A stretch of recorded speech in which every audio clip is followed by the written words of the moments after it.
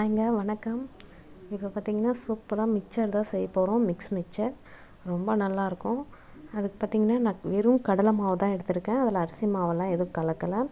வெறும் கடலை மாவு, கடலப்பருப்பு வாங்கி மிஷினில் கொடுத்து அரைச்சி எடுத்துகிட்டு வந்திருக்கேன் நைஸாக. அந்த மாவில் தான் 1 கப் போட்டு வெறும் உப்பு, 1 ஸ்பூன் எண்ணெய் சேர்த்து தண்ணி விட்டு மாவு நல்லா கலந்துக்கலாம். ரொம்ப கெட்டியாக இல்லாமல் கொஞ்சம் இலக்கமாக பிசைஞ்சு எடுத்துக்கலாம். அப்போ தான் இந்த இடியாப்ப கண்ணில் சேர்த்து அது புழியறதுக்கு நல்லாயிருக்கும். ரொம்ப கெட்டியாக இருந்துச்சுன்னா புழியறதுக்கு கஷ்டமாக இருக்கும். அதே மாவு கொஞ்சம் தண்ணியாக கரைச்சி இது போல் பூந்தியாக போட்டு கொஞ்சம் எடுத்துக்கலாம். இதுமாரி பூந்தி போட்டுட்டு ரொம்ப நேரம் விடக்கூடாது, தீஞ்சிரும். டக்குன்னு எடுத்துடணும். அதே மாவுலேயே கொஞ்சமாக க்ரீன் கலர் ஃபுட் கலர் சேர்த்து க்ரீன் பூந்தியும் செஞ்சுக்கிறேன்.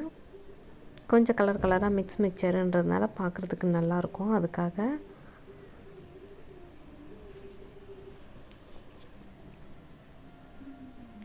இது போல் க்ரீன் கலர் பூந்தியும் செஞ்சு எடுத்துடலாம்.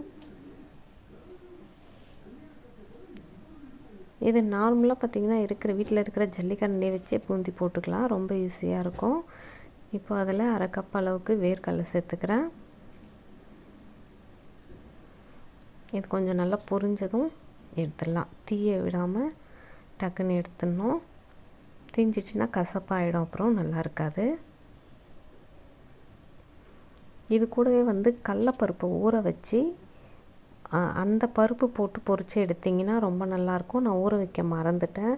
அதனால் நான் வெறும் பொட்டுக்கடலையை மட்டும் போட்டு வறுத்து எடுத்துக்கிறேன்.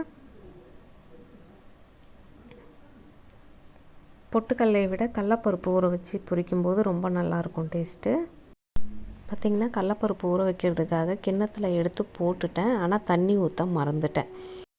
போட்டுட்டு மற்ற வேலையெல்லாம் செய்துட்டு இருக்கும்போது தண்ணி ஊற்ற மறந்துட்டுருக்கேன். இப்போது அவல் சேர்த்து பொரிச்சிக்கிறேன். அவல் போட்டோடனே டக்குன்னு பொரிஞ்சிரும். அதை டக்குன்னு எடுக்கலைன்னா தீஞ்சிரும். அதை டக்குன்னு போட்டு பொரித்து எடுத்துடலாம்.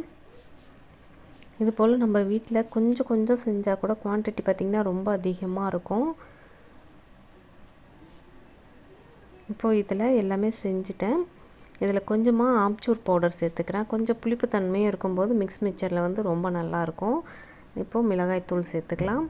கொஞ்சமாக உப்பு சேர்த்துக்கலாம். ஏன்னா அந்த அவலெல்லாம் உப்பு இருக்காது. அதனால் ஏற்கனவே நம்ம மிக்சரில் உப்பு சேர்த்துருக்கோம். மாவுலேயே கடலை மாவுலேயே உப்பு சேர்த்துருக்கிறதுனால கொஞ்சமாக உப்பு சேர்த்து நல்லா கலந்து விட்டுடலாம். நான் அதை உடச்சி விடவே இல்லை. மேலே மேலே அப்படியே பொரித்து போட்டதுனால அப்படியே இருக்குது.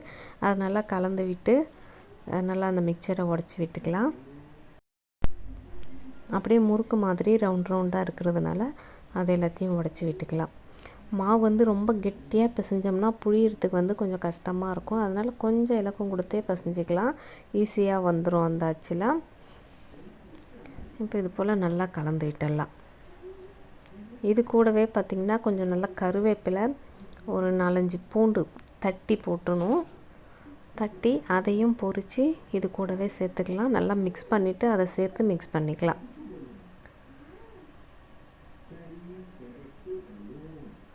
பூண்டு உரிக்கக்கூடாது, அப்படியே தட்டிக்கணும். முழுசாகவும் போட்டுறக்கூடாது. எண்ணெயில் வெடித்து மேலே தெரிக்கும். இது போல் பொரித்து சேர்த்துட்டேன். சேர்த்து இதையும் கலந்து வச்சிட வேண்டியது தான். சூப்பரான மிக்சர் ரெடி. வீட்டிலையே ஃப்ரெஷ்ஷாக செஞ்சு சாப்பிட்லாம்.